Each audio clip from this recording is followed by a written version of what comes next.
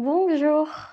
So for today, ang gusto kong pag-usapan natin is about one of my client who successfully had her visa approved to France. So for this case naman, actually, this is the second time na na-approve siya for France. Actually, I can give you a little bit of background about her. So, si client is a Filipina and currently she's employed pero hindi namin dineclare kasi she's just new with the company. So, hindi na namin dineclare na employed siya. And pangalawa, actually, kababayan ko. She's from the same city kung saan ako lumaki. She also grew up there. So, she's from Zamboanga City. Pangatlo, she's in relationship with a French national who frequently visited her in the Philippines. And pang-apat, wala siyang properties. And it's okay. Actually, having or not having properties won't really change so much sa application mo, lalo na if it does not really applies to you, diba? So, don't provide document or don't stress about a document na hindi naman applicable sa inyo. That's just some of her background. And about sa relationship naman nila, if I remember correctly, they've been together like for 3 years now. And yung French partner niya is always visiting her in the Philippines. So, sa relationship pa lang nila is very invested na sila. Doon pa lang is justifiable na kung gaano sila kaseryoso about each other. So, another points na yun. Ang timeline ng visa application process niya with my help, we started to gather the documents between March and April. Kasi yung appointment niya was in May 15. I made sure that we will just submitting the documents na currently applicable sa kanya. Because, to be honest, may konting changes sa situation niya right now in the Philippines comparing sa situation niya last year. So, I just really want to make her application clear because it's important. So, we just really stick to the documents na pwede niyang i-provide this year because you must know that just because you had a approved visa previously doesn't always guarantee na ma-approve ka on the second application, okay?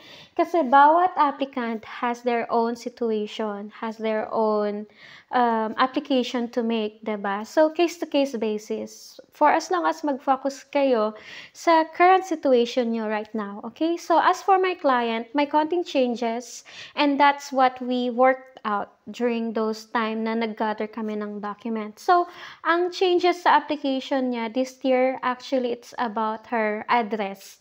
Yung contract list ng apartment niya was different from the year before. So, yes, that's one thing among the other changes that we did to improve for her application to be successful pa din. And gladly, we were able to get all the documents completed naman. So, after gathering all her documents, we just waited for her visa appointment. And yung visa appointment niya was scheduled last May 15. Kahit hindi na niya first time to apply for the visa, every applicant can relate. Every applicant in the same situation, like kahit second time or third or even fourth time like me, it is still stressful to wait for the result, diba? Kasi hindi mo hawak, kahit na confident ka with your application, but still, hindi mo hawak yung decision ng embassy. Kasi there will be a lot of reason na pwede ka pa ring ma-refuse, diba? But of course, only the embassy will know kung bakit kanila ni-refuse. When we completed all the documents, I called her like the usual. So, I did a final call. I made sure that she's ready and her documents were completed. And I also give her helpful tips, what she needs to expect during her visa appointment, during her appointment sa TLS office. So, lahat to importante, you know. The final call that I always do with my clients before their visa appointment, it is very important for me. Kasi all the efforts that we did, all the times that we spent gathering all the documents, kapag hindi ko ginawa yung final checking, lahat yon magiging sayang. Kasi paano pala kapag may mga documents na miss, paano pala may mga documents na mali-mali, 'di ba? And paano pala kung may mga informations akong hindi pa naibigay sa clients ko, kaya hindi siya masyadong prepared. So, I always made sure that prepared and complete yung mga documents ng client ko before their appointment. So, here it goes. During her visa appointment, naging smooth naman. All her documents were received. Sinubmit niya lahat ng mga documents niya, nagpa-biometrics, binayaran yung visa fee, then she can go. She can go home after that. So, we just waited for the visa to process. Fast forward, she was able to get her passport and na-approve naman siya for another 90 days, multiple entry. So, super saya. Actually, yung purpose ng visit niya this time, to attend a wedding. Like yung wedding ng kapatid ng partner niya. So, it is a very important occasion that she cannot just miss, you know. Kasi invested na rin yung relationship niya with the family of her partner. So, I think it is also special for her to be on the day of the wedding. It will be, meaningful for her, diba? And right now, she's here in France, enjoying summer. And yeah, I'm just very happy because everything that we planned went successful, went according to planned, and it's also because we really did everything, the preparations, the documentations, the time that we invested for the application to be successful again. So we did everything, we did all of that just for the application to be successful. And I'm very happy to know that she was able to get her visa again. Kasi kahit sino naman, diba, magiging masaya talaga. So yeah, her experience with the visa application were smooth and were successful as mentioned. And I think if I will give you a tip kapag may plano ka to join your French boyfriend or partner to France, I think the number one tip that I can give you is, of course, to have patience and dapat willing kayong mag-risk. Okay? I always say this in my past videos, tips, that dapat marunong kayong mag-risk and dapat mag-commit talaga sa application because it is very important. This application is not for those people na mahina yung loob. Kasi this can be a big thing, you know. Malaking bagay ito na makatungtong tayo as Filipino sa Europe, 'di ba? So it is everybody's dream, 'di ba? So all you just have to do is to work hard on it, 'di ba? Kasi if ever you're applying for visitor visa and may sponsor na willing i-cover lahat ng expenses mo, then girl, you are so lucky. All you just really have to do is to get all that documents that you need and work hard on it. Okay? Kasi everything is worth it talaga.